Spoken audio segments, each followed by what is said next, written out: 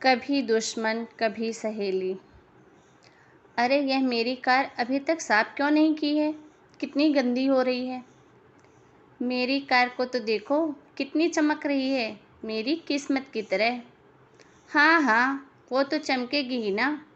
आप सुबह सुबह हमारा चेहरा जो देख लेते हैं और हमें आपका देखना पड़ता है, इसीलिए हमारा सारा दिन खराब जाता है।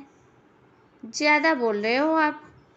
मुझे कोई शौक़ नहीं है आपसे बात करने का। वो तो आप ही हैं जो मेरे सामने आ जाते हैं बार बार। अच्छा, तो बेच कर क्यों नहीं चले जाते?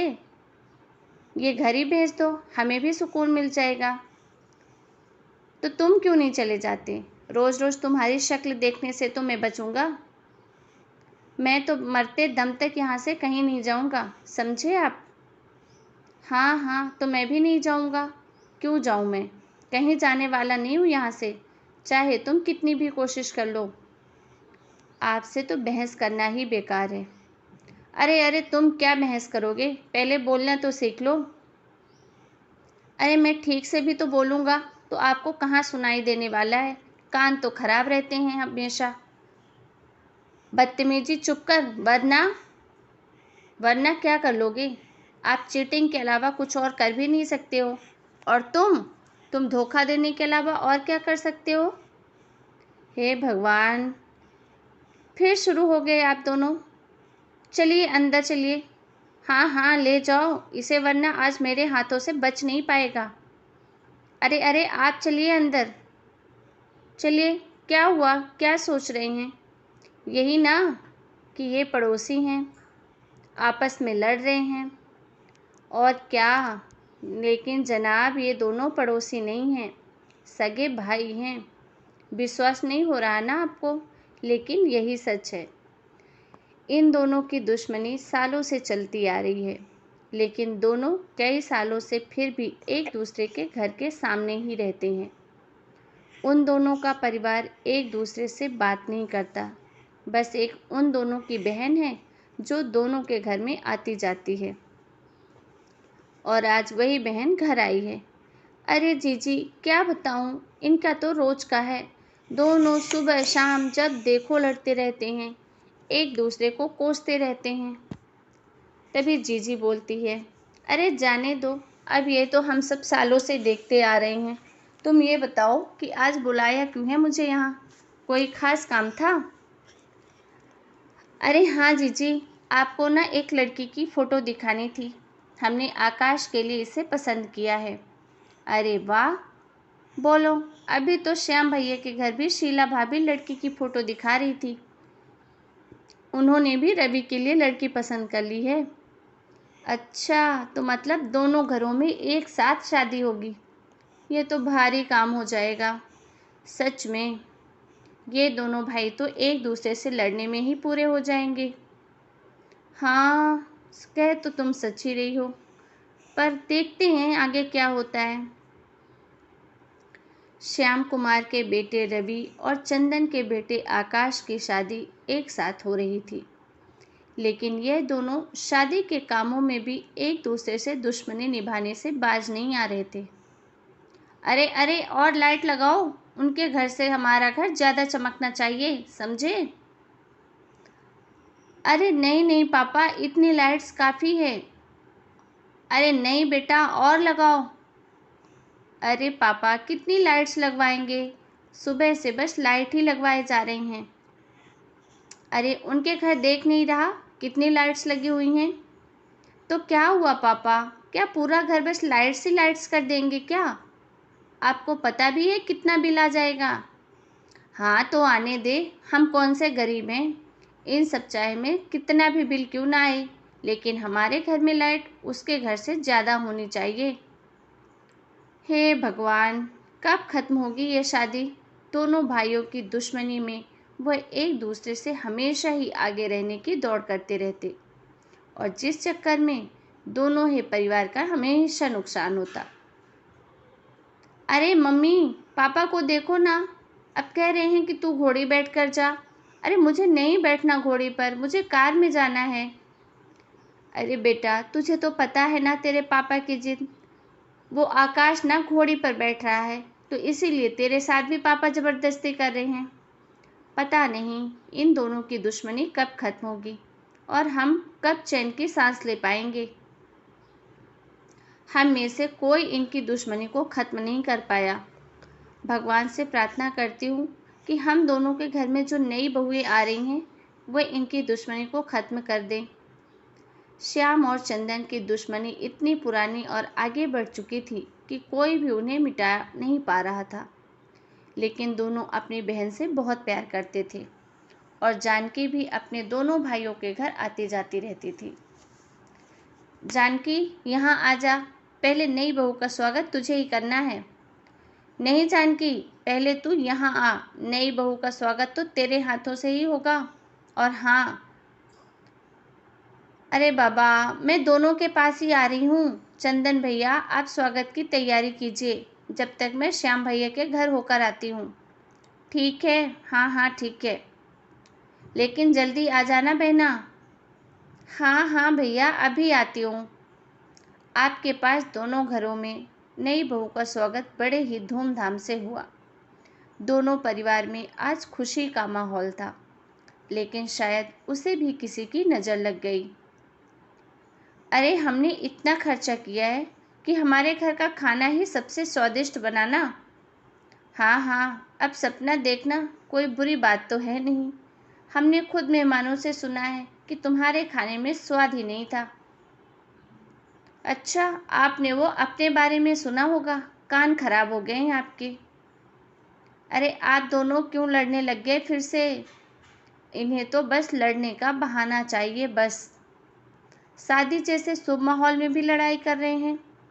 अरे, घर में इतने मेहमान हैं, नई बहुएं आई हैं, दोनों घरों में उनको क्या लगेगा कि दोनों घरों के बीच बस लड़ाइयाँ ही होती रहती हैं। अरे, इनके घर की नई बहू का भी तो पता चले कि कैसे घर की शादी में हुई है। हाँ हाँ, आपकी नई बहू को भी तो पता चल ही जाएगा कि कैसे लोगों के घर शादी हुई है। उसकी ये बाहर पापा जी से कौन झगड़ा कर रहा है?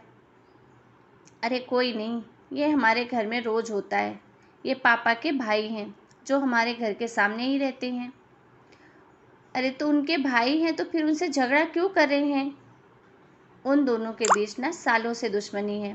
दोनों एक दूसरे को सिर्फ ताने मारते रहते हैं, कोसते रहते हैं। पूरा दिन इन दोनों के बीच दुश्मनी। आखिर दुश्मनी किस बात की है? सारी बात तो हमें भी नहीं पता, पर एक दिन ऐसा कुछ हुआ कि दोनों भाई दुकान से जैसे ही घर आए तो लड़ने लगे। बस वो दिन है और आज का दिन। उस दिन से सब कुछ ही अलग हो गया, घर, कारोबार, सब कुछ। और जब दोनों भाई इतना लड़ते हैं तो एक दूसरे के सामने घर क्यों हैं, चले क्यों नहीं जाते? ये बात तो मुझे भी नहीं पता। दोनों इसी बात पर अड़े हुए हैं कि दोनों में से कोई घर नहीं बेचेगा। जब भी एक दूसरे को देखते हैं बस काटने खाटने दौड़ते हैं। आपको नहीं लगता कि इनमें अभी भी प्यार है? प्यार? और इन दोनों में कैसी बात कर रही हो तुम? देख नहीं रही हो कैसे लड़ रहे हैं? मुझे तो लगता है कि एक कोशिश करनी चाहिए। मेरा मन कहता है कि इन दोनों को हम मिला सकते हैं। वादा तो नहीं, पर मैं कोशिश ज़रूर करूँगी।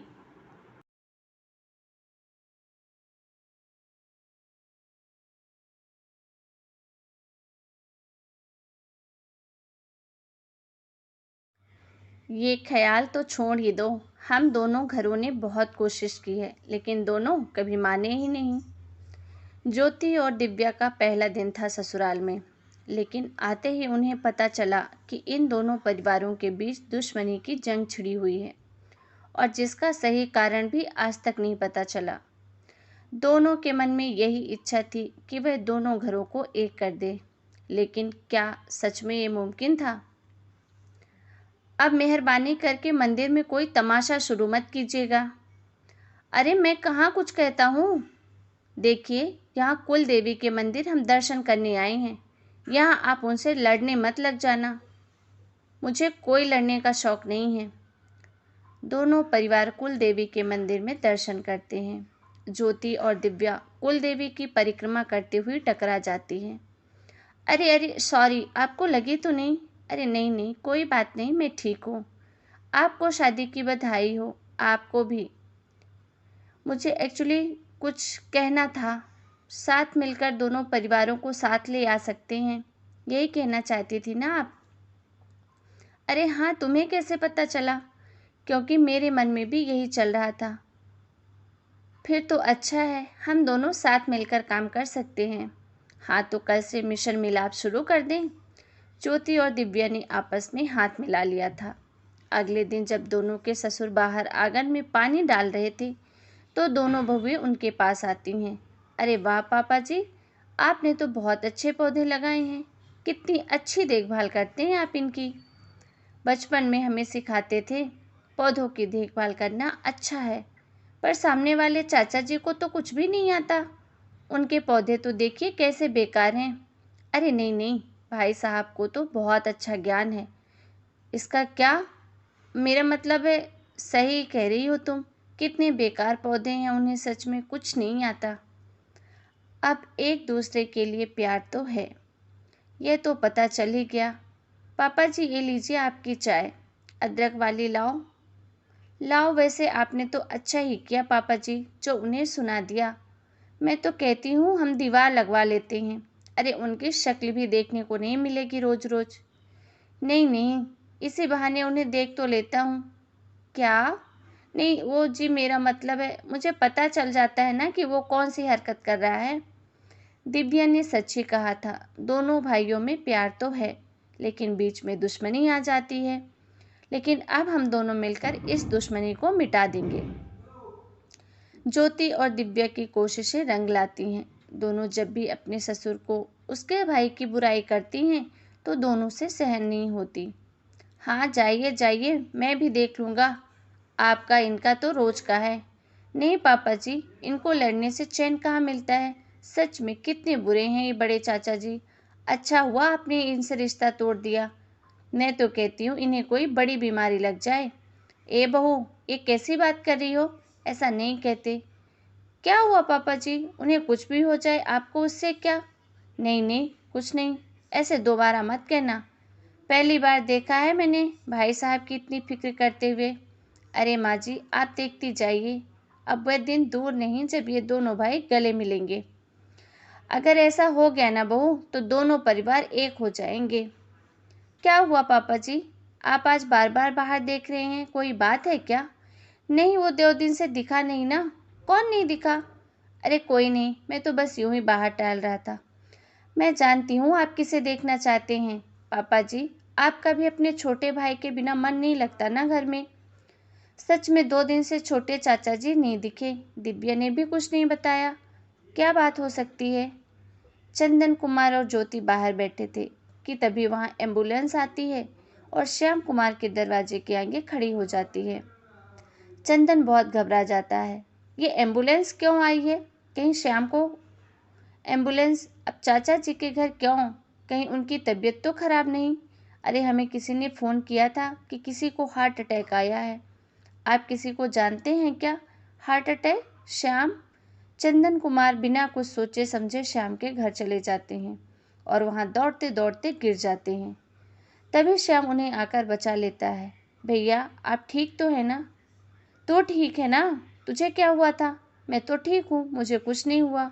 तो ये एम्बुलेंस क्यों आई है? मैंने फ़ोन किया था उन्हें इन दोनों को मिलाने के लिए। वाह जी वाह, क्या आइडिया निकाला। मान गए, मैं तो डर ही गया था। मुझे लगा कुछ दोनों के घर एक जगह इकट्ठा हो गए तो दोनों भाइयों को एहसास हो जाएगा कि दोनों क्या कर रहे हैं। पापा जी और चाचा जी, अब छुपाने से कोई फ़ायदा नहीं। हम सब जानते हैं कि आप दोनों एक दूसरे से कितना प्यार करते हैं। आप दोनों अपने गिले शिकवे मिटा दीजिए और दोनों परिवारों को एक हो जाने दीजिए। हाँ, इन दोनों बहुओं की मेहनत आज रंग लाई है। जो काम हम दोनों नहीं कर सके, इन दोनों ने कर दिखाया। भैया मुझे माफ़ कर दीजिए। छोटे तू माफ़ी मत मांग, चल आ गले लग जा। अरे जीजी, अच्छा हुआ आप आ गई। देखिए आज कितना अच्छा मौका है, दोनों भाई गले मिल रहे हैं। हाँ, पर ये सब किसने किया? दिव्या और ज्योति ने। अच्छा काम किया है तुम दोनों ने, जीती रहो। दोनों परिवारों में एक बार फिर से खुशियों के रंग थे। दोनों परिवार मिलकर सब कुछ करने ही लगे थे। आज दोनों परिवार मिलकर एक साथ भोजन कर रहे थे।